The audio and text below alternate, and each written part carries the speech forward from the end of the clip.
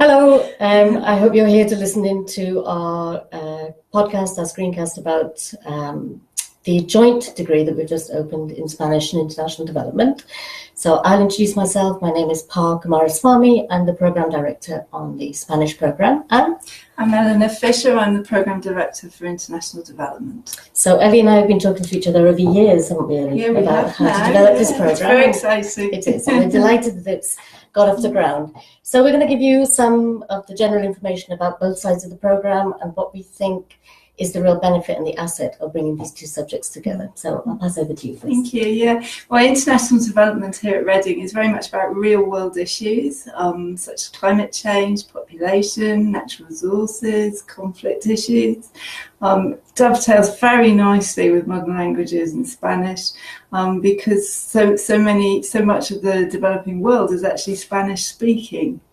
That's right, and that's one of the main things I think to say about our Spanish provision, that of course we cover Spain, and so students can learn about Spain and the Iberian Peninsula in general, but a lot of our teaching provision, undergraduate provision, is more focused on Latin America. I'll tell you a little bit more about how that works in the program. But also on the Spanish side, certainly I think in terms of, you might not be thinking certainly about what you want to do when you graduate, but in terms of graduate opportunities, I would love to see a world where people who work in development have the linguistic competence and the cultural competence to really understand the places that they're working in.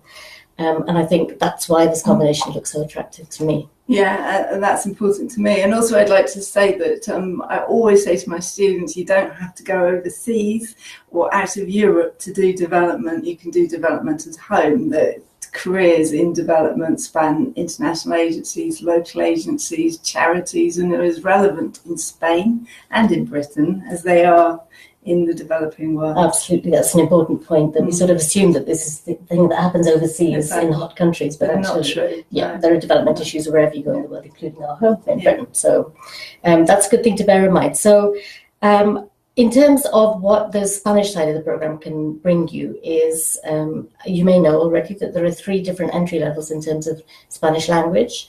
You could start, if you have an A-level, you can start with advanced Spanish. If you have a GCSE or equivalent, you can start at intermediate Spanish. If you have no Spanish whatsoever, or it's very, very rusty, you can start at beginner's level. Now, obviously, the way that is taught over 2 years of your program bears in mind your entry level, your starting point, and therefore the intensive course of beginners gets you up to a stage by the end of year 2 where you're ready to go abroad. So that's our major aim, our overall aim, is it's a 4-year program, and year 3 is spent abroad in 1 or more Spanish-speaking countries doing a range of things. I'll tell you about those in a second.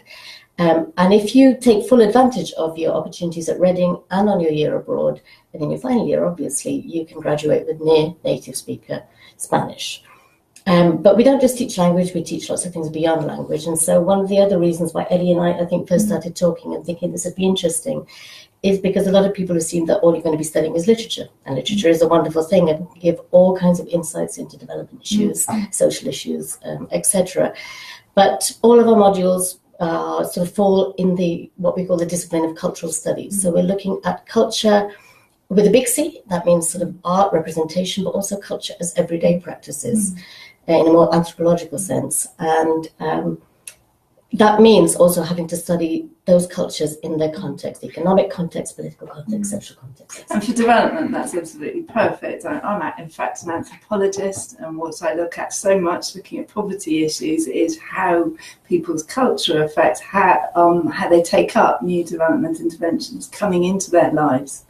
So it's very, very nice to be able to draw on the cultural orientation of the Modern Languages Department. Absolutely. So you can see that we believe in this. It's very natural pairing for us. And so first year, second year, you'll be taking on the Spanish side, obviously a language module that takes you right through your degree. And by the time you come to your final year, you come back from your year abroad, everybody is in the same language group. So whether you started as a beginner, intermediate, or advanced, you all come back to the final year group together. That's assuming that you take every advantage that's available to you and every opportunity that's available to you on your year abroad. And I can tell you, if you're slightly nervous about it, that some of our best graduates start as beginners. They learn it the right way and they work all the way through and really engage with the language. So that's the language module, which is one of them, but obviously we also have these cultural studies modules. So in the Spanish section, in the modern languages department, I work on Cuba.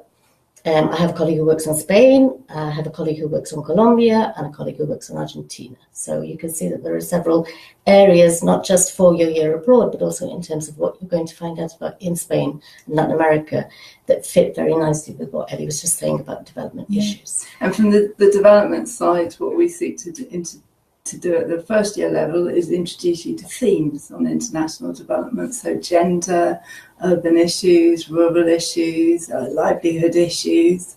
The second year, more on theory and thinking behind development, exposing you to different theories, very much linked to case studies, examples from around the world, real world examples. We're all active researchers and we like to bring that research into our teaching.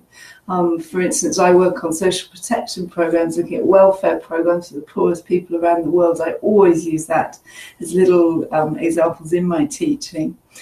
The third year, you would then have the opportunity to do a dissertation guided by a supervisor, also led by myself. I'm the coordinator for the dissertation module, and you can select the topic that really interests you, perhaps that you've been introduced to on your year out, your study abroad year. So let's just say a little bit about that. Ellie's used the 3-year programs. This joint honours, any joint honours program with languages is 4 years. So your dissertation you'd undertake in your final year. Yeah, sorry. Right. No, it's fine, year 4. Because year 3 is the year that's spent abroad. And just to fit in with what Ellie's just been saying, it's a good opportunity because you will have to do a dissertation on your international development side of your program. It's a good opportunity to start to gather materials, to start to pick up on some of the debates and some of the phenomena that are happening around you and some of the realities that are surrounding you, and to start to work on whether that would be a viable topic for a dissertation. So let me tell you about the year abroad. There are 3 main choices, and those are choices available to students on this joint honours program. The first is to go and study abroad, so basically to do what you're doing in Reading, but to do it at a university in Spain or Latin America. I can rattle off the list if you want, but you can also find that very easily on our website. So we have 7 universities in Spain, and we have 3 universities in Latin America.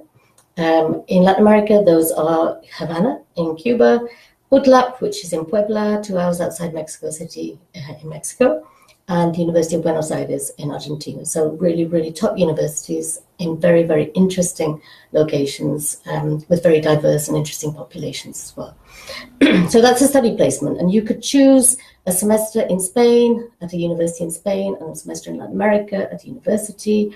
You could take a whole year at one of our universities, or you can combine study with one of our other 2 options, and that is British Council English Language Assistantship, which, contrary to sort of popular belief, isn't just for people who feel that they have a very strong vocation in education. You're not a teacher, you're a teaching assistant, so you'll be assisting as an ambassador for the English-speaking world in the English language classes. And it can be from primary all the way up to tertiary education. Every single person I've known who's done the British Council scheme has loved it. They've learned an awful lot from it. It's been fantastic for them to be part of a structure, a work structure, to work with colleagues as an equal. And I think probably most importantly for many of you, because you'll be making those decisions, it is a paid work placement. Many people go on after they graduate to go and do it again. They apply a second time because it really is a fantastic scheme. So study placements, British Council assistantships, and at the moment, although the numbers change, there are obviously many of those available in Spain, but also in Chile, in Argentina, in Colombia, and some other countries in Latin America. And then the third option is a work placement. So either paid or unpaid in the voluntary sector. We have a student next year on our Spanish programs who's going to Guatemala City. So that's just one example. And so you can take those 3 combinations in any way that you want. You can do study placement at work placement, you can do Spain and Latin America, or Spain or Latin America. It's a very flexible option. And as I said, and as we were talking about in relation to the dissertation, it gives you a context in which to start to think about the kinds of topics that would interest you. And also to do career planning and learn skills development. We have students who go all over the world. For instance, we just had one who's been working in Costa Rica on environmental programs, another who's been working with children, I think in Costa Rica as well. They come back so enthusiastic, and it feeds into their studies, and it's like a step change in development and in terms of being focused on where they want to go, what they want to do, knowing more about themselves and what their skills are. I think it's so important. So, it is. We were just saying before we started this actually that you can tell as an undergraduate who's been abroad and come back, because it's a really transformative experience on so many different levels. It is. Yeah. And it's linked, it feeds into studies, it feeds into their interests here, it feeds into future job seeking. Very, very, very important. Yeah. So that's us. I think we're done. Yeah. It's been lovely to talk to you, Ellie. Lovely to talk to you as well. If you have any questions, the email feed to ask those questions, Languages at Reading, is up on this Facebook page. So thank you for joining us, and good luck to you. Look forward to hearing from you. That would be lovely.